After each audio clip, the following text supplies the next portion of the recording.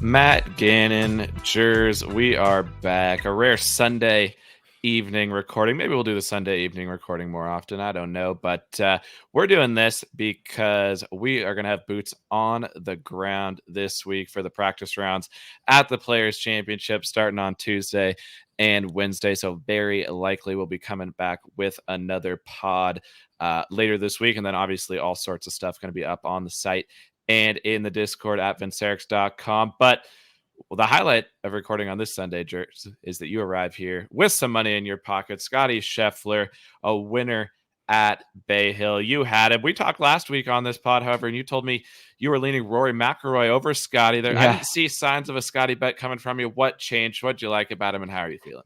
Yeah, early Monday. I mean, we do these pods very early in the week, so things change very fastly. And yeah, I was like, quickly thought I would like Rory over Scottie for a head-to-head matchup, just based on the course history and stuff like that. Scottie wasn't coming in with the best approach form of his career, and then digging into the numbers, the mallet, I saw the beard, strokes gain vibes, looked good, and went with Scottie 8-1. Got a good number on him, and I pulled the trigger, and luckily, cashed. Sometimes it is that easy. And you also had Zal. So the two-man bullet, not quite the single bullet, would have been extra sweet if it was the single B, Right. but damn close there for you. And we'll get into API in a second. We'll get into Puerto Rico. We'll talk a little bit of live and then preview a little bit of players. But now, like I said, every time that we're in the pod game, like and subscribe on whatever platform you're listening on. We really appreciate that. Show some love for Matt with his hit this week. And then at Vincerix_golf, we continue to put more stuff over there on Twitter. See Matt's write-up for the on Scottie. And then Matt's just finishing up his write-ups for this week for the Players' Championship. We'll have the preview up there tomorrow. And then boots on the ground, which we talked about this, I think, a little bit last time because you had boots on the ground for the practice rounds at PGA National. It's just that little extra edge that you can get seeing what's happening, and not necessarily even as how, which players look good or don't look good. I think you definitely get that aspect as well. It's really just how is the course playing, and we'll talk a little bit about Sawgrass here in a minute, but I think there's some interesting things that boots on the ground is going to help with, because there was a big change in the stats at last year's players versus the players before, and we'll get into that, and we'll need to be able to see what's going on there. But let's talk Bay Hill. Scottie Scheffler, he switches to the mallet putter. I think I wrote up same brain, not new putter, but same brain. And it turned out that wasn't the case. The confidence from the putter carries through. And how much did Scottie gain on the greens? He gains about 4.4 strokes putting. Solid. I didn't Negative. even look at that yet. Yeah. Wow. Negative day one, flat day two, plus 1.5 day three, and then today plus 3.88. It was really today. I mean, he obviously played good all 3 days this week, but took it into another gear today and played about as flawless golf as you could possibly have. Had to be one of the more sweat-free cashes of your career. Yeah, it was a sweat-free, especially since I had Zal all week. But there was never a moment that I was like, Scottie's not winning this week. Even for Thursday, he shot 2 under and looked like so average. And then Friday, I don't exactly remember what he shot, but just so didn't do anything crazy. I know he had that good back nine, but he was just so like playing normal golf. And I was like, damn, Scottie's not even spiking. He's gonna win this shit. And he cashed, like lapped the field. No one came close to him today. So definitely sweat free. But I have to say, I am lucky that I got that good number on Scottie, because I wouldn't have single bulleted him at 7-1. Because Zal was my first click, and I kind of just, that number arose on the bettergolfodds.com. Check them out if you have access to it. And they already paid me out, by the way. And I clicked it. So props to them, props to getting that number, because he was not my first click. I would not have single bulleted him that week. I just wanted to add in that nugget. Well, there you go. Shout out to them. They can send over the advertising dollars for Matt there, giving him a shout out as well. Feel free to send us over some love there for that. But yeah, I've heard good things about them as well. I don't know anything personally, but people that I trust say good things, and that's always a good sign. And like I said, the putter increasing in performance each day for Scottie. And I think the big thing, obviously, for him is that he can make long putts. We've seen him make long putts in plenty of tournaments. It was the difference between making the 5 to 10 foot putts, feeling confident on the 4-footers. And there was a stretch of those today. He was still hitting it fine. He wasn't, I don't think, at Scottie peak, like ball striking. It was still really, really good for the most part. And I think it was especially good today. But he had a string of holes where he had either long approach putts, or he was having to scramble and make those 4 to 8 footers. And those ones for him usually, he obviously is going to make a good chunk of those, but he misses just enough to keep him from winning tournaments. They lip out, they don't fall, but all those ones were going right in the middle, and he just looked so much more confident on those short putts with the mallet. Yeah, 100%. And on Thursday and Friday, he missed 2 putts inside 4 feet. And I know we talk in the group chat, we say Scottie in all caps just whenever he misses that those 4 footers. And that did happen this week. He missed those few putts, and I was like, all right, more of the same. Lost a lot of money on Scottie this week, but he bucked up on Friday afternoon, Saturday, and Sunday with those putts inside 5 foot because he's going to give himself so many chances. He's going to maybe miss 1 or 2 5-footers, but he can't have those weeks where he's missing 4 to 6 5-foot putts every single week because those are just massive strokes that he'll never get back. Yeah, and at this point, I think we have to call Scottie the Southern golfer, because we go through his list of tournaments that he has won now on the PGA Tour. Phoenix, obviously in the South, not the true Obviously. South, but the southern part of the country on all of these, not necessarily what you would define as the South, but everything in the southern part of the country here. Phoenix, API, the match play in Texas, the Masters, obviously in Georgia, Phoenix again, Players, API. When the tournament's in the South, that's apparently when Scottie gets confidence with the putter. You got to throw in the Memorial too, though, because he pretty much won that. You had him, so he probably will win that this coming year. But it is crazy that Scottie has all those wins down in Florida and in this part of the country. And lost in a playoff at the Charles Schwab, another Texas tournament. So if you're going to single bullet Scottie, the weeks when the tournaments are playing down south, obviously a time to get a look. He's obviously comfortable on these southern grasses, the Bermuda, things like that. So obviously the question becomes, because Scottie wins this week, and I said on Friday evening, I got some beers with our boys BK and Diva. We were in the city. We were hanging out Friday night. We were watching the end of the golf.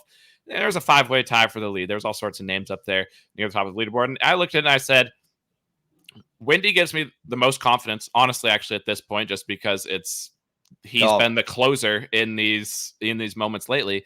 And then obviously Scottie, he's going to hang in there. It's just a matter of, can he keep this putting going? And I was, I said this before the week, and I still believed it until today, pretty much, that the putter was going to cool down at some point. Like, I thought it was more mental than mallet versus blade. We'd seen him try the mallet before. Like, I think mental's obviously a bigger piece of it, but that helps you get the mental side when you feel confident over the putter. And now it becomes, and I said at that moment, if he does win, I think he's going to win the Players easily, because the level of confidence that it's going to give him, like we've talked forever everybody's talked forever on podcasts, write-ups, you name it. If you follow golf in any way, shape, or form, it's if Scottie could do this, he would win every single tournament. He would win 8 tournaments a year. And okay, he did it this week. Does that to you point to a sign that this is going to be the big breakout year where Scottie wins 5-6 times, wins a major, maybe wins 2 majors, maybe defends the Players? Like, is what happened this week make you think that, or did you think that before? Kind of what's your lay of the land on Scottie? I agree with you. And we've seen him win in bunches in his career. So I totally think that makes sense. And even elite players do that. Rahm last year went on a tangent where he won a few in a few weeks. So I don't really necessarily think he's going to win the Players, but I do think we will see a major and then maybe a win in between then, or a few wins in between that stretch. So would you say that he looks a lot more confident with that? Looks a lot more confident and comfortable with the mallet in his hand versus the blade? Because I mean, I watched a lot of the golf. I was there in person on Thursday.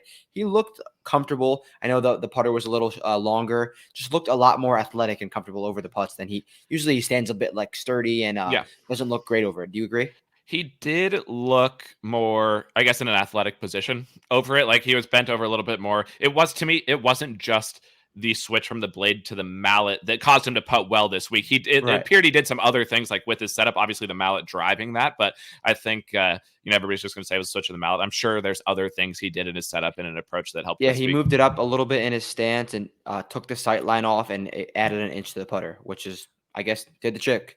And what'll be interesting to see is he's obviously putted well on these greens once before. When he won the tournament last time, putted well on these greens.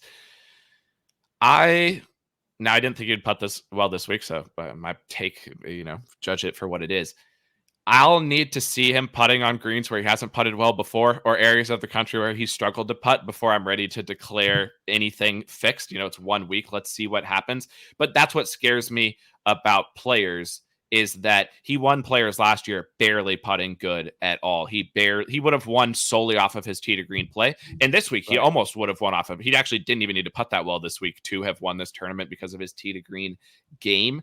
So, I mean, I hope he doesn't. Like, I'm not going to bet him at players. The odds are going to go down terrible. Agreed. Like, it's not a bet. But I just think he's obviously such a tier above everybody else on the PGA Tour. Now, we talked about the range of despair last week, the Cantlays, the Xanders, the Ludvigs, the Hovland. First of all, Windy C should be honestly the name that comes up most of the time when we're talking about who's that next tier of player. Like, he is who we think Xander and Cantlay Right. are. That Windy is actually that guy, and almost even Hovland. Like, he's more proven at this. He's got a major than Hovland. But outside of that, when the tee to green play gets cooking like this, Scottie doesn't need to gain a lot putting. He just needs to not lose a lot putting. And that's where I'm afraid this will give him the ability to do that. Just be completely flat. And that's all he needs to dominate these type of events. Yeah. And going into the players last year, I was like, I don't really think it's the best course fit for him. There's going to be a lot more wedges than there are at normal big events. And that, well, while that is true, he is just on a different level with all of his clubs, at least 13 of his clubs. And it's just like, it doesn't matter. Scottie's gonna fuck here. Scottie's gonna fuck again this year. I don't think he's gonna win. I'm not gonna bet him like we said, but he just looks so flawless from tee to green. Like, everyone's missing the fairways at Bay Hill because they're firming up, and Scottie's just taking the 3-wood and carrying it 235 with a little bit of run out, and it's just in the like, you couldn't place it more in the middle. It's just comically Yeah. impressive. I was about to comment on the 3-wood because that back nut, like it. I thought Bay Hill also, not to have an aside, was a very good setup this week. Totally fair. Players who obviously, anytime Scottie wins by this much, it's actually a sign of how fair the course is playing because it's pointing so much to the tee to green aspect of things, like him playing so well, and then Wyndham being second. I think those are all positive signs about the course. But you can score on the front nine of Bay Hill if you get it cooking, but then that back nine is where you got to lock down. We saw that with Zalatoris yesterday, where he got off to a good start and then just got eaten alive by the back nine. So even today, Scottie got off to that great start, and going to the back nine, I still said, let's see what happens. Let's see, because it had been so long since he pulled away. He's been in this situation so many times. We've been talking about that. Yep. We've been talking about it. And so, but he took that 3-wood out and just planted it in the middle of the fairway on every single hole. And that's all he needed to do, because he knew once he had gotten to 12, 11, that range, that he was on the winning number as long as he didn't fuck it up. And that 3-wood's such a weapon for him. Yeah, it was so impressive because he doesn't really do that often. Like, because he's a very aggressive player. He takes the driver a lot. So that's a part of the game that he'll probably use at Sawgrass, although he can just be super aggressive and hit the fairways with the driver. But if he gets off to a good start, gets off to another lead, and just cruises with that 3-wood again, it's just look out. Yeah, so we'll talk players here in a moment. We'll talk a little bit more Scottie, but if we've all sat here and said we're waiting for the breakout moment from Scottie, it would be one thing if he didn't switch his putter. If he had putted well this week with the old putter, I'd be like, oh, flash in the pan, this is nothing new. It's the confidence that he can get from making the change and having it work, because that's just like, it's like it's like in Men in Black. It's like he just had the thing flash in front of his eyes and he can forget everything that's happened before and just say, new putter, this is what I needed all along. Boom, I've got the confidence now. And so that's why for the golf better, I hope that he doesn't go on this massive run and starts winning everything. For the golf fan, it would be kind of sick if he did that. Like, what's your take on that aspect? I totally agree. And I was with my friends all week, and they're golf fans, but not big golf fans. And they were like, yeah, this is good for the PGA Tour. And like we've said, you need the underdog story is great, but you need your stars to shine. And although we had a great leaderboard, we didn't have a dramatic finish, but the star, one of them shined. Not some of them were very pathetic, but the star of the PGA Tour shined and did what he had to do. And good for the tour, good for the game, I think. But like, I will second what you said. As a bettor, I'd hope he doesn't go on this Giga run, which could be inevitable. And let's get to more of the leaderboard, because obviously, as we say every week, we want to recap, kind of have a feel for the takes that we gave last week, which ones are hanging true, which ones aren't. And as I said, after that second round, we had that big tie up top of the leaderboard. There was a bunch of guys in the mix going into the weekend. Wyndham Clark finishes second. As I said, I think it's like we overthink it when it comes to Windy C. We look at this. We talked about him last week. You asked me what I thought about him. I said I was out because of what the stats were saying.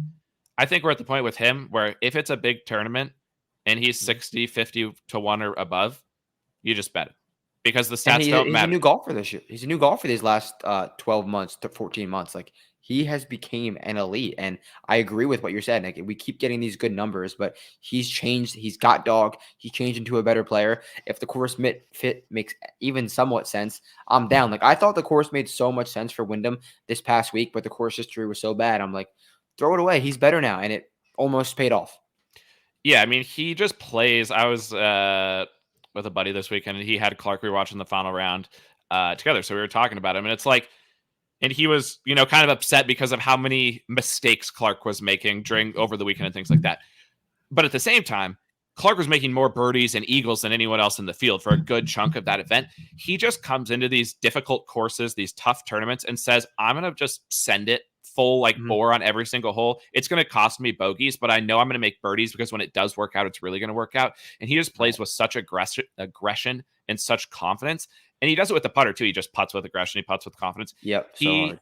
It's the same thing. We can sit here and talk about Brooks in the majors, and I think Clark is on a trajectory similar to Brooks, where you throw out the stats when he shows up, and if you're going to give a mass, why would anyone ever bet? And I'm speaking to myself in general here. Cantlay, Xander, those type of guys instead of Clark. What evidence do we have to support that would be the right thing to do? Strokes gained. That's our evidence. Exactly. But it's bullshit though, because like I say with Adam Scott, like great strokes gain numbers every single week, and like what the hell is he doing? Like nothing.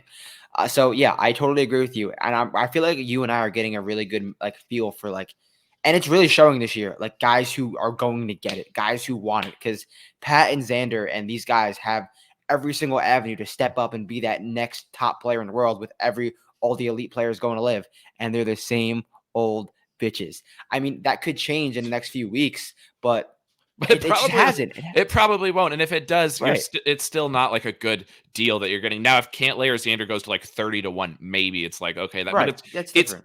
It's because of the gap in price between Wyndham and those guys that makes it such a no-brainer that you would bet. It just, from here on out, when we see those numbers, especially to your point, in a course where there's a distance bias, if you look at the stats and it says distance bias, don't worry about how many strokes gained, approach, or whatever Wyndham's doing. Just say it's a distance bias course, Wyndham. You know what's weird about, you talked about odds drifting? We see golfers like Justin Thomas, Jordan Spieth, odds drift all the time. And not that they're prolific winners, but they're elites of the game. Xander and Pat, their odds never drift, and they're not the same every prolific time. Winners. It's so odd. It's just so weird. It's because it's what I said after Jenny. It said every time you open the profile, you're going to be on the website. You're going to open it up. You're going to see Xander and Cantlay, and you're going to be like, "This is the most beautiful." It's green everywhere. Strokes gained perfection, and that's just not what happens in these tournaments. And we have to burn that into our brains, because I think it's so easy to say that, and then you start thinking about who you're going to bet, and you're like, "Oh, these numbers, we got to do it." And vibes, not even vibes, just performance on other similar types of events and other types of courses. If it's a big dick event, take the guys who are big dick players. Shane Lowry, we talked about him last week, and we said he wasn't a big dick player. We saw him kind of collapse down the stretch at PGA Nash. It's not his fault that Scottie absolutely blew his doors off this week. I thought Lowry looked pretty good, and actually today he was hitting better iron shots than Scottie, because he had to be more aggressive because Scottie was just taking it easy. Lowry, to me, I was happy with his performance, and I've got nothing but positive takeaways from what Shane brought to the table this week. Yeah, he got off to a slow start, which is whatever. That's going to happen in the final group. And then he definitely bucked up and did what he had to do to put a decent round today. But the numbers look really good for Lowry. He seems to really be liking these Florida golf courses these last few years. So should travel well into TPC Sawgrass this week. Similar style golf to what we saw at PGA National. He seems a little confident, but maybe get him a few strokes back in the final round rather than in the lead, because the last few weeks haven't gone well for him. Yeah, and a quick note on Lowry in a second, but I was just going to say before I forget, last week's top 10 overlaps was TPC Sawgrass and Bay Hill. Obviously, we've seen what Scottie's done at Bay Hill. We've seen what Scottie's done at Sawgrass. We saw a couple years ago, and it was DeChambeau and Westwood down the stretch at Bay Hill. They came to players, and they were in the final group together. Weird. There's a lot of next week that goes into don't overthink it. Did they play well last? A guy who played terrible at Bay Hill is, no matter what happens with their odds, to me, is not a player that's he's going to figure it out at Sawgrass, because Sawgrass. where the rough eats you up at Bay Hill, like you drive in the rough on certain holes, you literally cannot hit it on the green. It is impossible.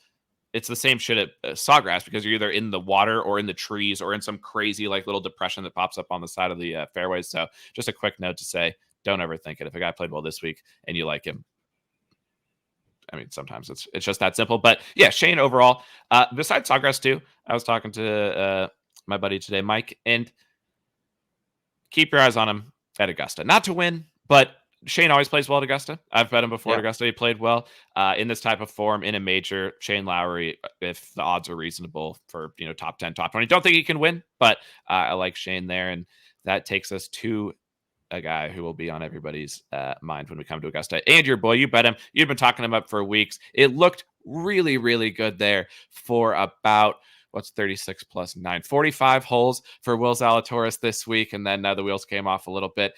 He's your guy, so I'll let you take the first crack at how we assess Will's performance and how you're thinking about it. Yeah, I definitely want to pat myself on the back for this one, because I remember in the preseason show we talked about, we were like, I was like, Bay Hill's the spot for Will Zalatoris. I am up for Bay Hill. I think that's the return, and showed some good signs coming into there and played really well. So I'm definitely happy that he played well, happy that I bet him. I know he didn't win, but overall, great golf from Willie Z. Looks a lot more comfortable out there, looks a lot more healthy. Putter kind of let him down today. He made nothing, 0 putts today, and a few bad. His interview yesterday, he said, I made 3 bad swings and it cost me 5 shots. So is what it is. That's golf, but the ceiling is high for Will. He's playing good golf. I couldn't be happier with him right now than from what we saw from him a few months ago. So it's Willie Z. I'm happy. Yeah, and that you reminded me of a Vic clap I can do. I forgot. I think I said Scottie Bay Hill on the season 1 and done preview. So mark me down. Mark me down. I think I did. Can't remember for sure. So a Vic clap there. But yeah, I think one thing that stands out for Zalatoris, and he talked about it on Friday, is he went to he shortened his driver. He had gone to a long driver back before because he wanted to send it. Now that's bad for his back, so he's shortened up the driver, and he's just driving it so well. He was second in the field off the tee this week. We know the infamous right miss for Zal. It's not as much in play anymore as it used to be. He looks like he's got more control with the driver, and we know if he's in the fairway, he's going to hit the green, and every now and then he's going to stuff it in there and hit good shots. Yeah. So the ball striking's clearly back. I am still not. I mean, he putted. He looks a lot more comfortable with that putter. Yeah. Like it's a fluid stroke, which is all that matters. Like he's hitting it straight. He's not wiggling it back. Like it looks good under pressure. Yeah. I just think at this point, and BK and I were debating this a little bit. And Zal's not been, I guess, on tour enough to declare him a winner or a loser, but I think he gets a slight pass. Like he's up there a reasonable amount, and he never wins. Now he's gotten beat in some tough situations before, but his only win is the FedEx St. Jude at this point, and he was gifted that by Sepp Straka after completely handing it to Sepp. Sepp said, "No, let me give it back to you." Right. When Zal is tied for first, I'm as a neutral who's not on him and just watching the tournament, no part of me goes, "Oh, this is Zal's tournament to lose," or "Zal's a killer." Right. And then he gets ahead by 5 this week, and it was just gone in the snap of his fingers. Yeah. He talked about 2 before. He was like, "I'm done with second places." Like that's my mindset coming in. I'm not going to fault him. I'm not going to say he's not a winner. Like he could easily win tournaments soon. It's just, I think he gets a pass versus other guys who we shit on all the time, saying they were up there, they didn't win. Zal kind of slides under the radar, even though he also doesn't win. Yeah, I think it's too early for to say that. But this major season will be a good judgment on that exact take. So I want to see if he's in the mix at a few majors, even if it's just 1 or 2. Doesn't completely eject, looks solid down the stretch. I think we will have a better grasp on that take. Are you betting him at Augusta? Is he locked, or what's the call there? I haven't got that far yet. I'm not a big futures guy. So interesting. So I'll wait. Because you were dead set on him here at Bay Hill for weeks, and you're bringing the confidence. So you're not quite there at that confidence level for Augusta. But I do think if we get him in Houston, we stick to the game plan, and we absolutely unload in Houston if he plays there.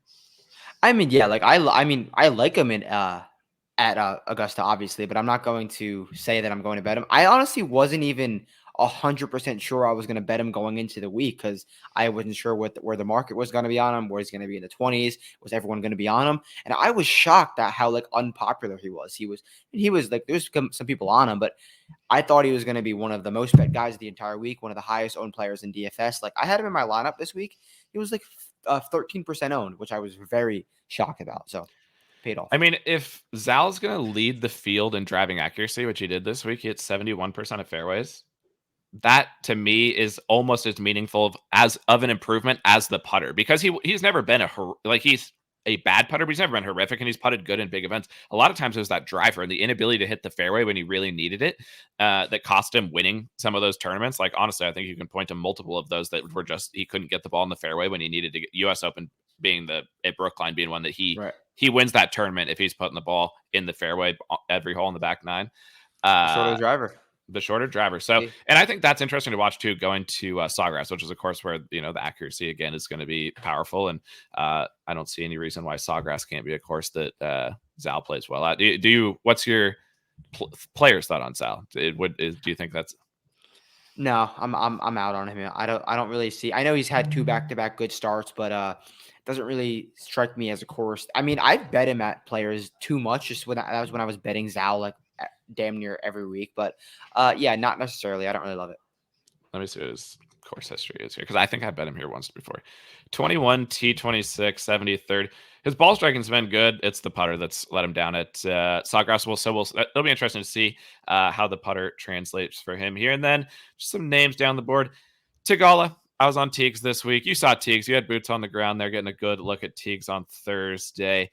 The driver for Teagues is good. 4th in the field off the tee again. He's got this go-to low drive where he's hitting it like 40 feet apex, and it's just rolling for days. Did you see it in person? Yeah, we had him first round leader, so we were following him for a little bit. And like we always say, if he's driving in the fairway, he's off to the races. His ceiling is high. Badby, he played so well, and he made a double on number 7. Every day also. And it's so the margins are so small with this guy. He hit this shot on 7 was at the flag. It was literally could have been a kick in birdie. Just barely didn't cover that lip on number 7 in the bunker. Bladed it over the green, ended up making double. But he is so close, so talented. And this is a golf course, Sawgrass, where you got to play out of the fairway. And Teagues is a wild driver usually, but the past few weeks he's figured it out off the tee. Club down, hit that little low iron, but he's got that new driver. It's the new driver is sick. He's hitting this low fade, and he hit one on 18 on Thursday. They showed on the broadcast. It was like 45 feet of apex. It rolled out 77 yards. He was like 100 yards past, I think, Sung Jae or whoever he was playing with, because it just rolled for days. But Kapalua numbers. Yeah, but it was the double bogeys. He made a double bogey, the one you saw on Thursday. He was in the fairway bunker on 11 on Friday. Just don't do something stupid from there. Dunks it in the water from there, 120 out. And then yesterday, he was dead center fairway on 8, perfect drive. Had wedge in on 8, right? And rinsed it. It wasn't even close. He came up 40 yards short of the pin. So, and he's just Spieth, and his caddy relationship is Spieth Greller. It really is, because when you watch them, you maybe saw it in person. They stand, and we saw it at Travelers when we saw him blow the tournament from 3 feet away. His caddy is like, dog, we can't do this. Please, no. And he's like, what's the most aggressive thing that we can do in this moment? He's at this point, especially this year, he's looking like one of the very best players on the PGA Tour, and maybe a top 10 to 15 player in the world. Just clean up the mistakes, and the sky's the limit. The walk and talk was so good. I'm not sure. Did you watch that walk and talk on 15? I caught the very beginning of it, but I had so many different things I was watching that I was flipping through. Yeah, he was in the right rough on 15. Was that on Thursday? What day was that? That was Thursday. Yeah, when he was trying to decide if he was going to gun it for. Oh, it wasn't even a walk and talk. It was just they had him mic'd up. So yeah, he was Thursday in the right rough, and the caddy was, because he had to get it over the water. Yeah. And it was like, oh, what should we do here? What should we do here? And he's like, no, I think I can get over it. In trees, hit a beautiful shot, ended up making birdie. Yeah. But that's the thing. Like sometimes it works. It's like Spieth. Sometimes it works out, and you're like, "Holy shit, that was sick." But it's just like if you just made the high quality decision every single time over the course of the tournament, it's going to work out better for you. But T6 for him, that's a great result, and he just continues to show, especially with the driver being good now, that like he can gain with every part. It's actually his irons haven't been very good lately. The approach Right. play has been off. But again, he loses a ton on approach when he gets too aggressive, and then he gets short sided or leaves himself. It wasn't that close to being a bad shot. It's just like make it a little bit safer play. And I think we got to keep our eyes on Teagues. I don't think next week we need to keep our eyes on Teagues, but I still think at Augusta, to me, Teagues at this point, Oh like yeah, I will say, when Teagues is above 60 to 70 to 1, automatic bet for me 100% agree. every 100% agree. single time. And it almost worked out this week because he opened it like 45-50, and I said, I'm going to wait. If he goes to 70, I'm in. I think from here on out, he's like windy 60, 70s on those guys. Hammer.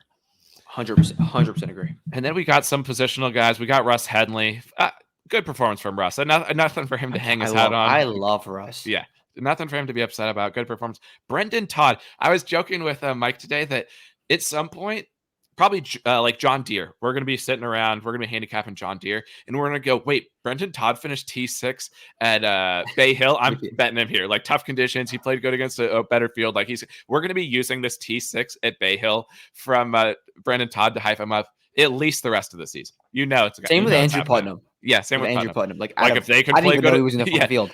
Like if they can play good at Bay Hill, I love him at the John Deere. Or like any of these weak, like I know those takes are coming, and I may make them myself. Like we're gonna be like tough field. Now they get this easy event, breakthrough season. Andrew Putnam.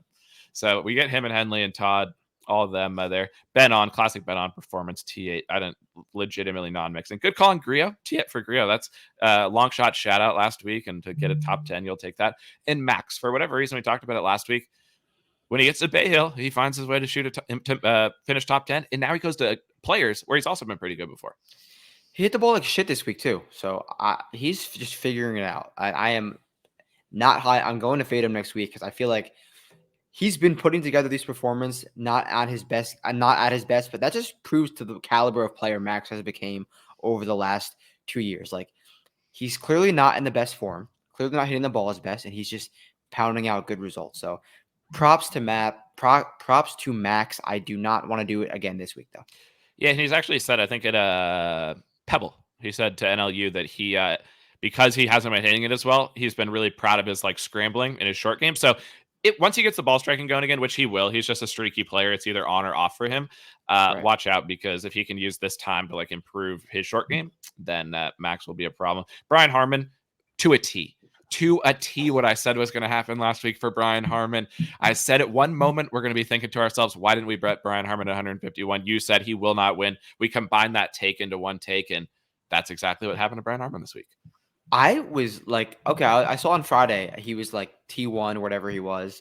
And then Saturday I started watching the golf, and I totally forgot like he started with the lead. And then I was like looking at the leaderboard. I was like, holy fuck. Brian Harman immediately ejected and never recovered. But what did he end up finishing? T12. Totally fine. Watch out for Harman at the Players. I like Harman at the Players because he's actually played good there before.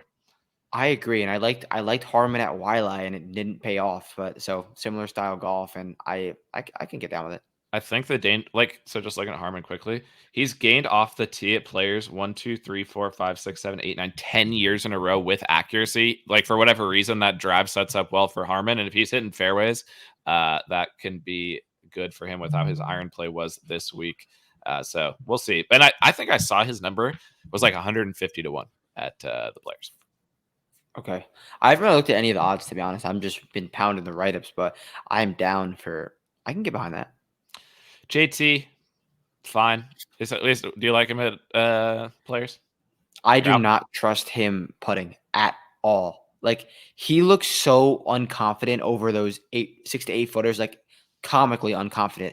He's played great golf again. Honestly, cost me money. He was a big slot in one of my DFS lineups that just because he faded the last 3 holes, but he was trying to do a lot. And I get so mad at Justin Thomas when I tweeted out a few days ago. He tries to do too much, and he tried it again today on number 8. Number 8 is truthfully one of the hardest driving holes I've ever seen in my life.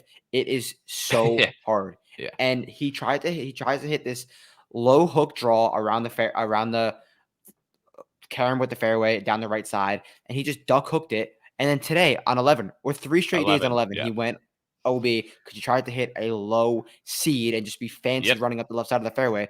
Just hit a stock fade, hit anything into the fairway.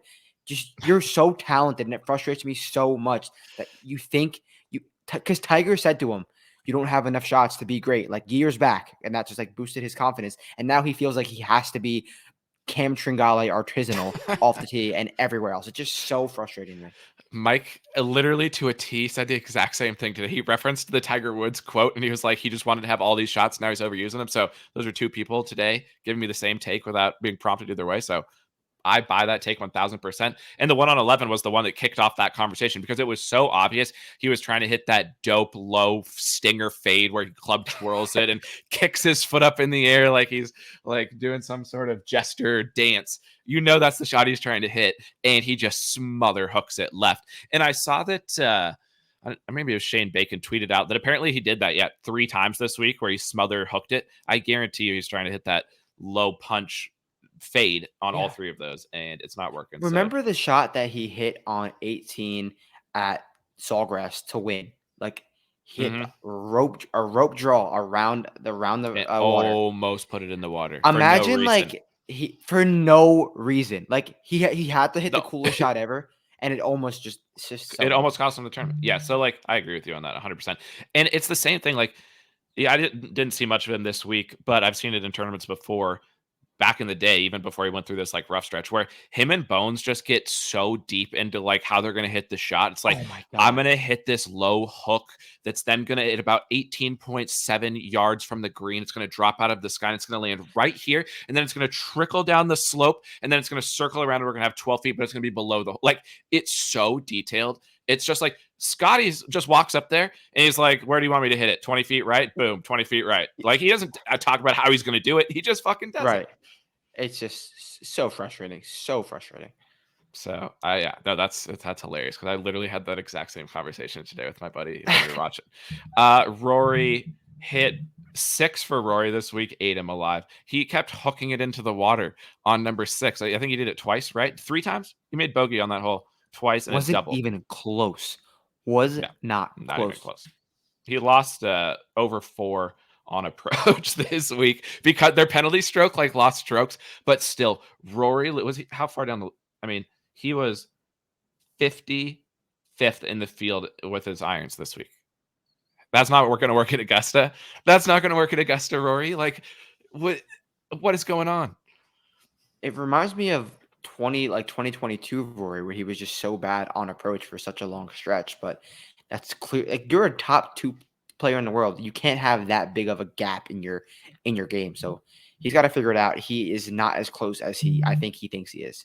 He's driving it unbelievable. Like he's Unreal. like he was first off the tee this week again. He's gaining like 4 to 6 off the tee every single time. But I always worry, like this is getting into it beyond maybe my understanding of the golf swing and stats and things like that. But I think it's largely true. And I see this happen a reasonable amount of time. Like Rory's driving it unbelievable right now, but the driver swing and the iron swing is different. Like you see these guys sometimes you start grooving it with the driver and then their iron play numbers suffer a little bit or their irons are looking good and their driver suffers a little bit. I wonder if that's a piece of the puzzle too with Rory because he's missing everything, just drop hooking it left. But when he drives it well, he kind of drops it in that slot and hits that high draw.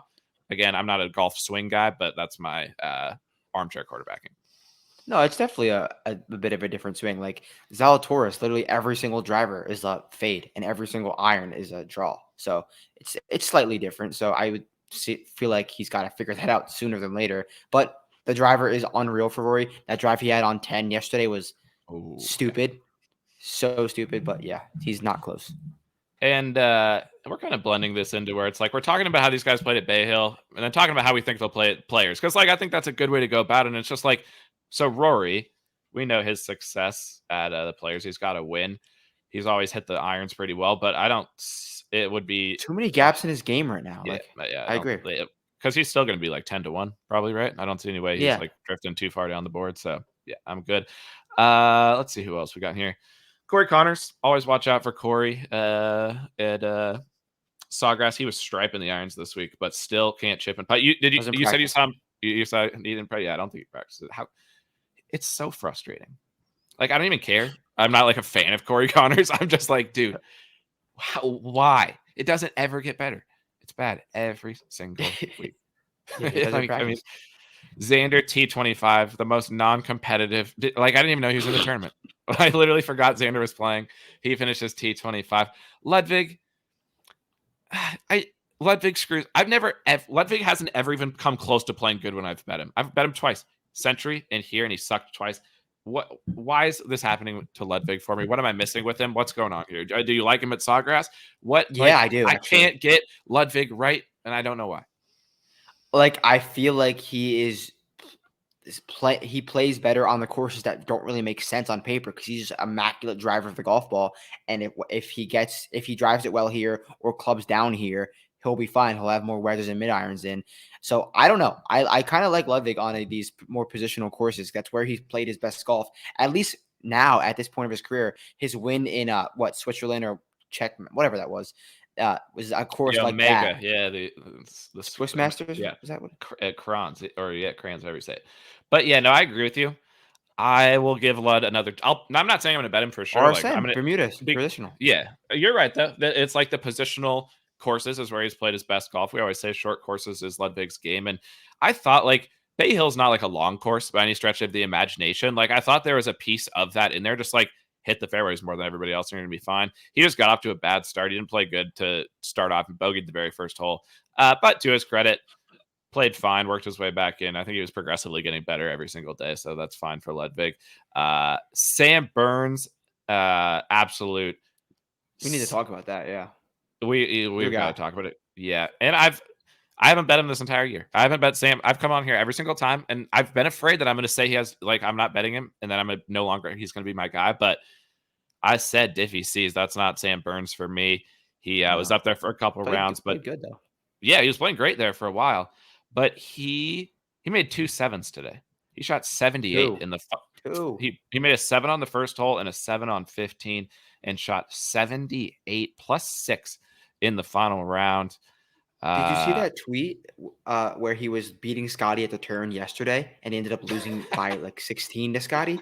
So yeah, I mean, Scottie, he lost by 12 today alone, and yeah, the back nine yesterday was like, I mean, that is insane. But I will say I'm going to give him consideration at Sawgrass. He's just always prone to 1 or 2 penalty drives or penalty dumb shots every single tournament. Every time he hits in the water. And I guarantee you, if he's in the players, he will hit at least 1 shot into the water. Like, am I wrong for having that take? No, that was my exact take on Sam Burns. Like, he's playing really good golf out the gates, but I don't trust his off the tee prowess over 72 holes. Like, he will hit 1 to 3 wonky ones, and that could cost you 3 strokes. So I just can't trust that at whatever number he is. It probably won't even be like 35, 40, maybe not even that high. I've been hearing that it's in the 25 to 30 range, which I've been skeptical. Jordy got off to a good start. I didn't see much of Jordy. Do you have any takes on what Spieth brought to the table this week? It was just a vintage Spieth performance. He did not hit the ball well at all, which is concerning, but he made a ton of birdies, made a ton of bogeys. I actually wanted to talk about him like for this week. He has horrendous course history, which is just concerning for a player of Jordan Spieth's like caliber. Like, one of the best golfers of our generation, and to have this consistent bad course history is very odd. But I wanna do it. Like, he was so popular last week after 8 good. He was popular after 8 good rounds at Bay Hill, and he could just pop up in any strokes gained category at any time. And the driver has been so consistent besides this week. Like, he's been driving the hell out of the ball, like Thigala, like just driving straight and long. He hit the ball bad this week, but I'm buying that 2024 driver. He's longer and straighter than he's like ever been. So the course history sucks though. He was 12th in driving. Yeah, he drove it good. He must have hit some balls in the water to hit his off the tee number, because like he was 6. Hold on. He was 16th in distance and 12th in accuracy. Like, that's really good driving. He must have just had water or penalty. Yeah, the last few weeks too, that it's been really good, and then outside of like a few shots this week. So I'm just high on him like in these next few weeks, and no one's gonna be on him. No one. So I would say, and we talked about Spieth in this exact point last week. We said we didn't like him because he was in the low 20s, and we like Spieth when he gets into the 30s, 40s. That if he's in that range this week, I would agree with you that it's like a kind of low risk, high reward type of thing, because the stats aren't going to make a ton of sense, especially when you look at him this week because he like didn't ball strike it very good. But to your point, it's Jordan Like, if you could win Spieth. at Harbor Town, you could do it. You could do it here. Yeah, 100%. And he like, yeah, at Valspar, he was T19 here last year. He was T4 here way back in the day. It's like he just hasn't putted good. That's the problem. He has putted these greens That's odd. terribly. That would be a concern for me. So I will have to wait and see. If we go down there and we see Spieth striping it, then maybe I change my opinion. Probably gonna be a no for me at this point. Here's a couple of guys who played okay. T30 for both of them, and players that kind of fit the Sawgrass vibes. Both of them putted horrifically this week. That would not be a surprise at all because it's Lucas Glover and Siwoo Kim. Oh my God. Any thoughts about those boys coming to Sawgrass next week? Yeah, Siwoo was 6th in strokes gained tee to green this week, and he has gained strokes ball striking in every trip but one trip to Sawgrass. Like, loves it here. Obviously, won at Sawgrass, and the course makes a ton of sense for him. I have like that putting performance was hilarious, similar to what we saw like Luke List Riviera 2 years ago, Griot Bay Hill last year. Like, and the next season it's popped, or the next week it's popped up well. So I like Siwoo heading to a course where he knows well, always plays well, always hits it well. So I would have to definitely take the nod of Siwoo over Glover. But yeah, if Glover's hitting fairways, he can definitely make some noise. Second ball striking this week, 4th tee to green. I like Siwoo next week. I think he'll probably be popular. Like, we're not, everybody's going to see that and say, oh, Siwoo, he's won here before. But like, this pod's coming out earlier than we normally do it. Check the early numbers on Siwoo Kim because I think he'll probably be popular next week. And he's one of those guys. He can strike it so well that he doesn't need to gain 4 on the greens. He can gain 2, 2.5, 3, and that's maybe enough for him. So yeah, Siwoo Kim, keep your eyes out. Jason Day, completely terrible last week after being pretty popular, I think, too, right on Day. Yeah, and I don't really think it's a bad performance. Like, I don't see Bay Hill as a Jason Day like smash spot. I like Pierre better than that, but really no hard feelings, no feelings about Jason Day. Yeah, it was terrible in the sense that he was so hyped in the weekend. He did not play anywhere near that level. If I put a fine for T36, like that's fine. I would agree that I'd like him more here.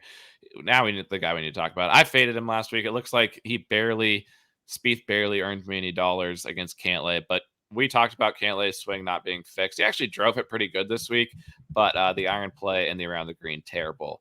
What number is Pat going to be at players? Like, is he going to be 25 to 1? I think it'll be like sub 20 to 1. Who's betting? I haven't looked at any odds though. Like, no, I have no idea. Do you think? But the thing is, I'll say about Cantlay is this is very similar of the style of golfer he was when he's won, like in his career. Like, he was a good driver, a great putter, and he popped here and there with irons. Like, he was last year was truly an anomaly. Oh, I agree. Iron season for Pat, and he didn't win. So like maybe he's getting back to like the game he's used to because he's putting better. And I don't know. It's weird to say that him doing better would relate to him hitting his irons worse, if you know what I'm saying. But that's like the kind of golfer he's been for the last 4 years when he's won more. Yeah. Weird. It's a weird thing. It's very weird. It is. At least he drove it better this week. That's a good sign for Pat. Yeah, I just don't know. It's like at some point his number is going to drift because I just don't think people are going to bet him. I think it's the same with Xander. I think people are just like so done with it, as they should be, that it's like those numbers have to drift. And if they don't, then I don't know how you can bet Cantlay. But same as Spieth, Harbor Town. If you can play good at Harbor Town, you can play good at Sawgrass, and Cantlay always fucks at Harbor Town. Vic Hovland, people were talking about him early in the week because Vic Hovland got off to a terrible start, and people were saying Vic Hovland's broken. Throw away your major futures. This man sucks at golf. And then he turned it around and he started to play better. He was looking good. He was sneaking up the leaderboard. He was almost getting himself into the mix come Saturday in the final round. But he then on the back nine yesterday shot 38, and then he shot even par on the front today and 39 on the back. So he finishes his last 27 holes 5 over par. And finishes T36. Irons were good. Driving was bad. Short game, absolutely terrible. Give me the Victor Hovland State of the Union. Yeah, this is the ultimate litmus test for where Victor Hovland's game is this week.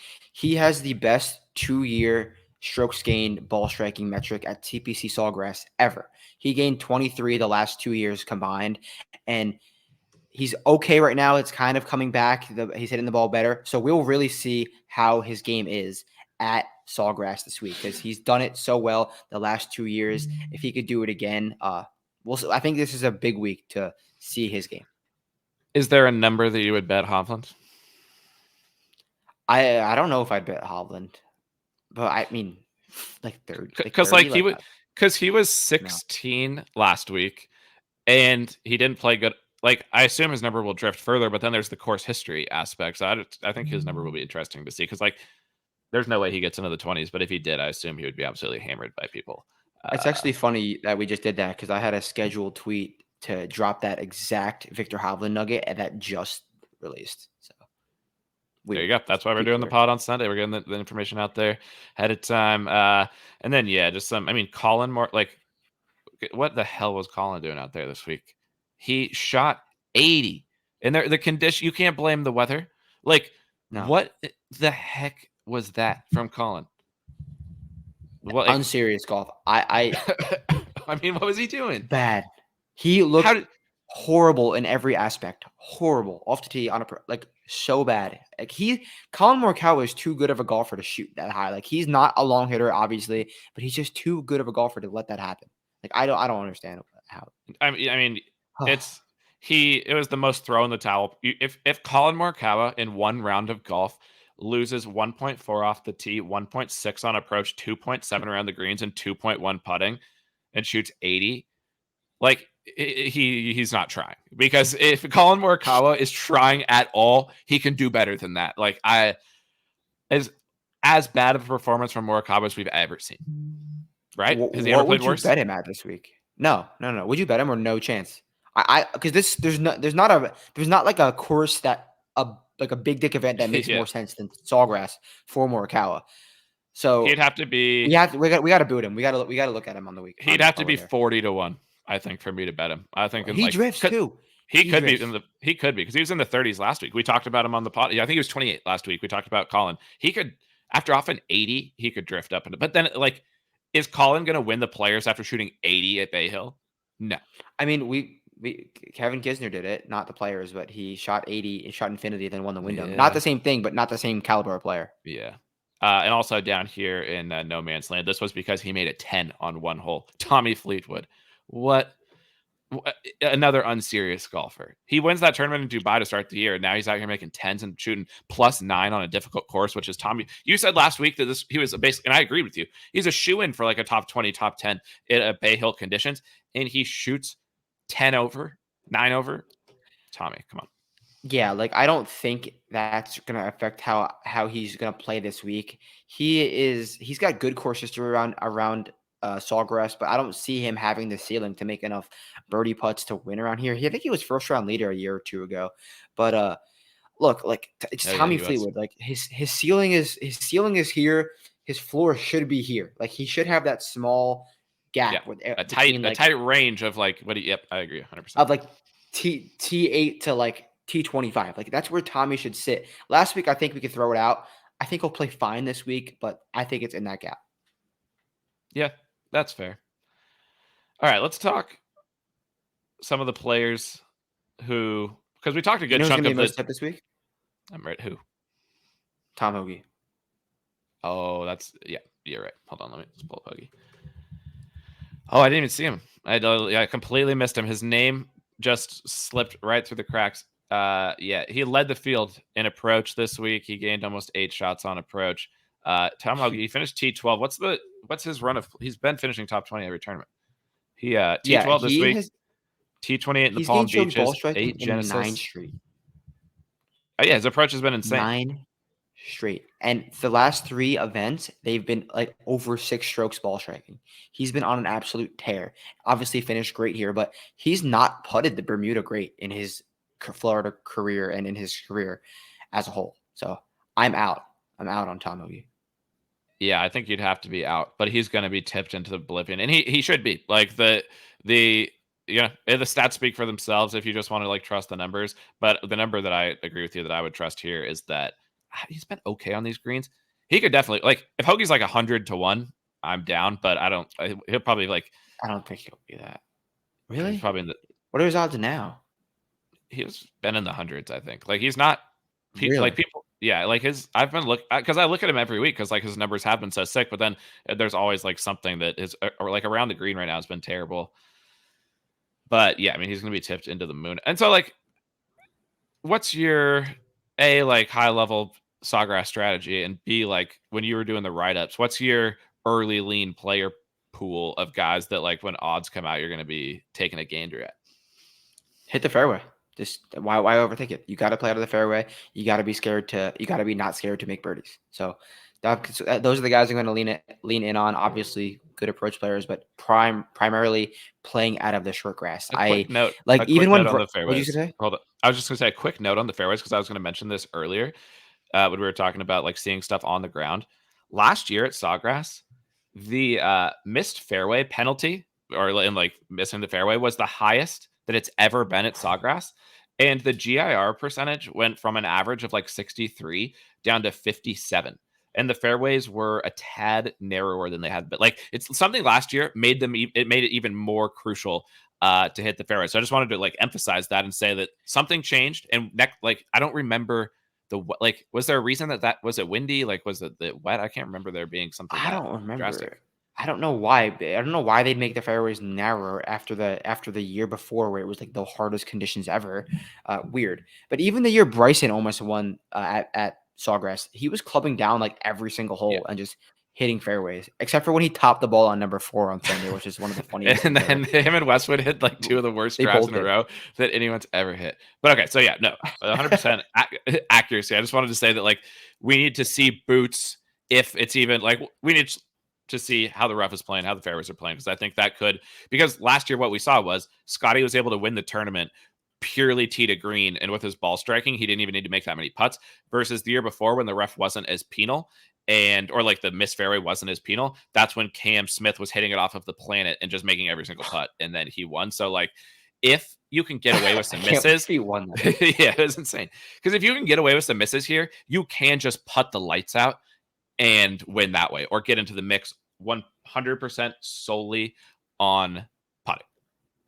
If you're Yeah, good on and it's a Bermuda. shame. It's a shame Bond's not in this event because it rained today. It could be raining a little bit next week, and I'm hearing the weather forecast is not going to be great next week, which is a tad concerning. Hopefully that changes. So Bond would be a hammer lock this week. Yeah, I saw that the weather's gonna be good for boots on the ground practice rounds, but like Friday through Sunday, it was all thunder and lightning. And but like the weather sign on Google was just lightning everywhere, and I was like, I don't like that because it was 2 years ago they had the storms, and it just the weather was bad the whole time, and it's like that area gets the thunder and lightning where you just don't know what it could be all day, it could be for an Right. hour. It's just like we just don't know. Even ahead of time, like PJ National a couple weeks ago, I didn't think it was going to be a full day like storm, and then it just was. So that's the risk of when you see 3 straight days in Florida of, and no one knows this better than you. Obviously, your boots on the ground there all the time. Yeah, boots on the ground in Florida every day. Every day. So it's definitely Okay, something so to keep an eye on. Potential wave split. We'll see. potential wave split, potential Monday finish. I think the Monday finish odds right now are like plus 250. Like there's to me there'd be a risk for a Monday finish based on what I'm seeing. But anyways, okay, player pool. You want guys in the fairway. We talked about a lot of guys, but like you just did the write-ups. What are the names that are sticking out to you going into this week, fresh off the Scottie Scheffler outright? I really like Russell Henley. I really do like Russell Henley. He is really impressing me. If there Well, you is a like big dick Rust. event that if there is a big dick event that Russ Henley can win, it is the Players. Like short Bermuda is his fucking jam, and he's putting like prime Cam Smith right now. Like he almost I don't know if he led the field in putting this week, but he was top 5, I think. He was leading through 36 holes, and he put so well at PGA National, and the ball striking was there at Bay Hill this week. Yeah, Love Russ. he was second on the weekend putting, and Russ is your guy. When you say Russ, I take it very seriously. I feel like most times you bet Russ, he gets into the mix. Like when you say Russ, I take it to heart. I respect it, and yeah, he's doing everything that you would want Russ to do. to play good in this tournament, and he's putting. Yeah, What how much did he gain last week? I was gonna say another guy that I like. I don't know if you're going to like him with me, Billy Horschel. Oh, I Hear me love out. Billy. I'm Hear me ready out. for the spiel, but I just want to say ahead of time, I'm in. You're okay. He's been playing like pretty bad everywhere, but his last 2 starts on short Bermuda tracks, PGA National, Wyndham in 2023, T9, T4 combined 11.4 strokes ball striking.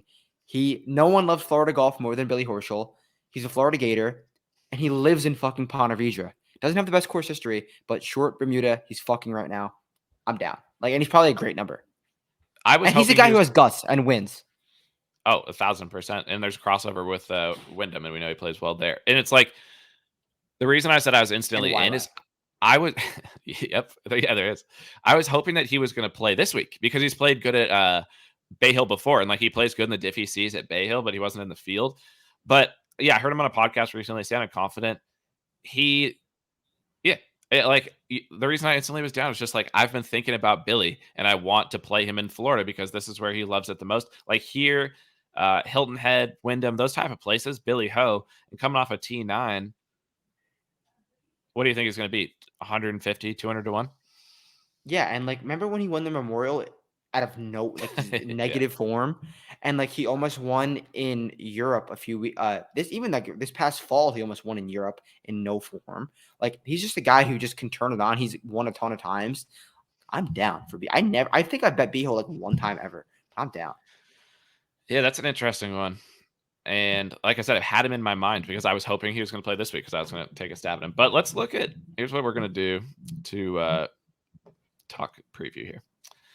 I've got the top players in the event here, and I'm just sorting them by accuracy and approach. And I'm going to give you some names of guys who fit that profile of the kind of accuracy approach combo that you're looking for that we haven't talked about yet. And you give me a under consideration, not under consideration on these guys.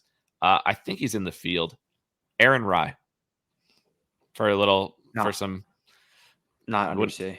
Not even for a top 20 on Aaron Rye. Maybe a top 20. I don't know what did he finish in Puerto Rico? I don't know, but he was T19 here last year. It's just short positional Rye. I kind of like him. Maybe if the weather gets bad though, because he does fuck when the weather gets bad. First round leader. Shout out PGA Top Rye first round leader. If you ever like him, just bet him first round leader. As I have it sorted this way, Abe Answer shows up. Abe will not be at the Players Championship, but shout out to Abe in Hong Kong. Let me just say this really quickly. I had Paul Casey this week. This has never happened in my life of betting on golf. This has never happened because we're betting DP, we're betting around the world. I checked the scores before I went to bed last night, and Paul Casey was nowhere near the lead. He was so far away from the lead that I didn't even think about staying up or wanting to watch. When I woke up this morning and opened my phone, and the first thing I saw was that Paul Casey lost in a playoff, my brain was just, it was a bad beat that I didn't even experience, it was insane. I had no idea that he was even going to be in the mix. That's insane. I didn't even catch the end of that. I was so busy with other shit. Do you know what happened? I know that. So what I did see before I went to bed, Abe was up by a lot. Abe was winning pretty comfortably. He gave it away, and then Casey chipped in from the bunker on his last hole to send it to a playoff. And then Cam was in a playoff too, because Cam, he kind of came out of nowhere, but Cam was making every putt. It was classic Cam Smith, just pouring them in on every hole. And he was progressively getting his irons down because his course was so short, so he wasn't having to hit driver. Mm-hmm. Cam, eyes on him for these next. I guess he's only going to play one more tournament in Florida before the Masters. But do you have a Cam inkling at Augusta if he keeps playing like this? Well, he was talking in the Live podcast about how he's has a new swing change and it doesn't feel comfortable it doesn't feel comfortable on the course yet, but little by little he's feeling more comfortable, and I think that's shown in the Live results. He hasn't really looked great, but picked it up on a course that made sense for him this week. He almost won in this course in the fall. Yep. They played an event there, so yeah, he finished in a playoff. But yeah, I do love Cam. Augusta makes sense for sure. So we'll see. But yeah, that was an aside because Abe popped up. So shout out to Abe for the win. Bad beat for me on Paul Casey. Brendan Todd, he's going to be mega popular. People going back to him off of the performances. We just joked about that one, so I don't think it's Carson Young. I like Carson. Keep your eyes out on Carson in these type of Okay. conditions. I'm trying to. Oh, here we go. Here's your winner, Doug Gim. Oh, how did it take us this long to It's an mention Doug hour. Ginn? It's an hour 4 minutes into the Players Championship preview pod, and we haven't mentioned Doug Gim yet. We should have been the first guy we talked about. Lock Why are we even doing a pod? without Gim markets only this week. Okay. Why? Yes, Why take on Gim when you could just bet without Gim?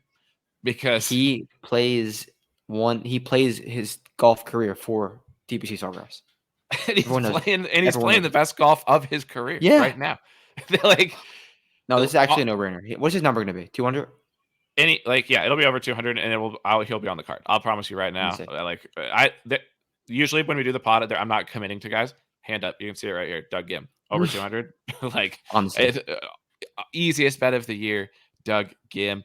Tom Kim, is he? Are we worried about what Tom's bringing to the table lately? No, I really am not. Like, I don't see Bay Hill as a course Tom Kim should play good at. He played okay at PJ National before he rinsed 2 balls on the weekend. But like this, I don't bet Tom Kim. I don't love Tom Kim, but this is a golf course that I kind of makes sense for him. He finished, I think, in the 50s in his first time here. But play out of the fairway. His irons can heat up very well. I like it. No, I like Tom Kim. So he's got Tesori on the bag, who knows his way around here. I'm down. Tom Kim's one of those guys who was super popular here last year. Like was mega tipped last year, and now he's not playing as well. Probably won't be as tipped. And those are the type of guys that can slip through the radar and be interesting bets. I agree with you there. We talked Connor's unserious golfer. Akshay, he'll have view of water. It's not the ocean. Maybe. Yeah, he'll be a good number. I can get there. He drives it straight. The problem was he was so bad at the Honda or at Cognizant. Absolutely. But you saw him. We'll get boots. We'll assess him with boots. BK texted earlier. I forgot to mention this is a perfect time for him. He said Eckroat every single lineup. Do you think Eckroat live this week? PGA National, Sony, drive. He's literally Brandon Wu Mexico driving accuracy stat line. This dude is just a fairway machine. Get your mid irons and wedges in his hand because he's still hitting his irons well. Down for Echo every single lineup. There you go. In both yours and BK's lineup. I don't. Is Rio in the field this week? Because I would like Rio at Sawgrass.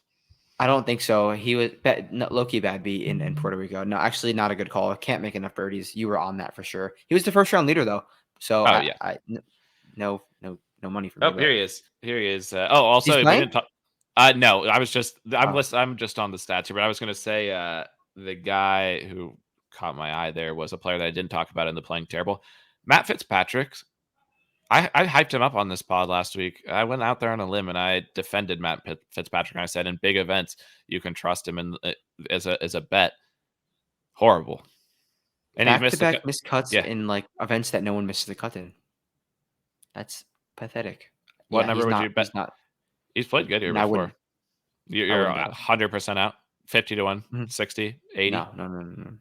I'm high on Matt Fitz too in 2024, but we talked him up last. Chris Kirk, CK fucks at the players. He fucks in Florida, like I like CK. If he gets the high draw rolling, like I am down. He is very volatile on Bermuda, but he can definitely pop. BSB Novak, obviously every lineup 10 times over again and again and again. BSB Novak. He's getting too popular. Oh yeah, you have to fade him because of he'll be too popular, but just from our hearts, BSB Novak. I hope he wins. Pavone. I don't know if you saw this. First bad one. He played bad in the first round. Then he tweeted and he said, like, I had the wrong mindset. I'm going to come and play with a better mindset today. Almost shot the low round of the day the next day. So Pavone just come with the same mindset every day, and we're playing good. He played fine. He was like in the 20s for most of the tournament. I think he kind of mailed it in the final round, but he He's fine. He's going to be one of those where as soon as we all stop thinking about Pavone in any way, shape, or form, flashes. Flash. Yeah, I'm gonna definitely start shorting Pavone. I think it was a short-lived thing. I still can't get over like how he was just the most mid DP World Tour player for the majority of his career, and now he's Tiger Woods. So yeah, I'm out. And now that Scottie's taken over as the face of the PGA Tour again, Pavone doesn't have to be the face anymore, and he can step to the side.